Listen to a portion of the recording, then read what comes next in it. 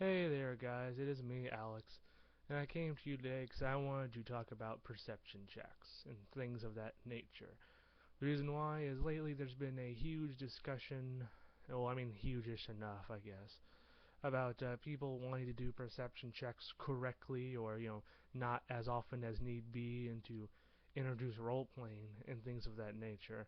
But I wanted to give a alternative look, an analogy of sorts to help people better understand the reason why perception checks are needed from time to time. And the example I want to give is music, especially especially when people write songs, sing them, and things like that. Songs in general are just basically poems, and the trouble with poems is they are meant to be written in a way that enables interpretation to occur. And in a game when you're playing where there are actual things you have to focus in on, that type of language is not allowed anymore. You have to be precise on what you're trying to say if you want people to know exactly what's going on. So while a song like, for example, Twilight Zone by Golden Earring, I'll give you like a simple verse for you to see, for you to understand.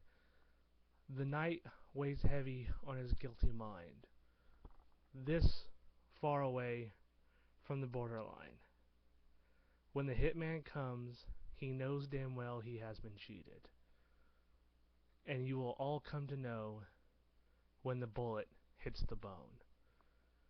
Now already every single phrase, every single word in that description tells you nothing about the location they're in, tells you nothing about why there's a hitman coming after this person, but you know that person's in danger, and it's up to you to envelop that vision inside your head based on what the GM or the singer has told you. That's why it's always important to, when you are trying to have somebody roll for perception, or you are having or a player wants to roll for perception, you have to understand that the message you're going to give is not the message inside your mind. It is half that, or at least a fifth of that, considering all the senses put in place. You can describe the senses of like, oh, it smells like this because of some of the fish that are, in like some barrel. You can do that if you want to, but it doesn't give the actual vision that you have in your head.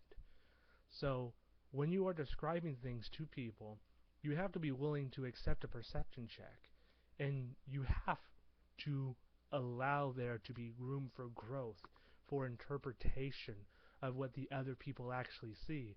Because honestly, that's half the fun in any of these games, is you bring them bits and pieces of a message, and they interpret it for you.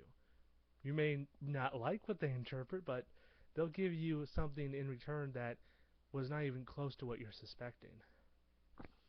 And to me, that's the key. Allow perception checks and don't don't bash them for thinking things that you weren't thinking. Because I think that's the most common problem that most players have is GMs punishing you because,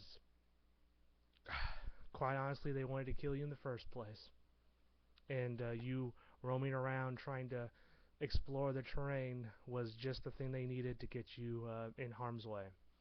So blame those people, be better than them, and that's about it. Thank you for your time.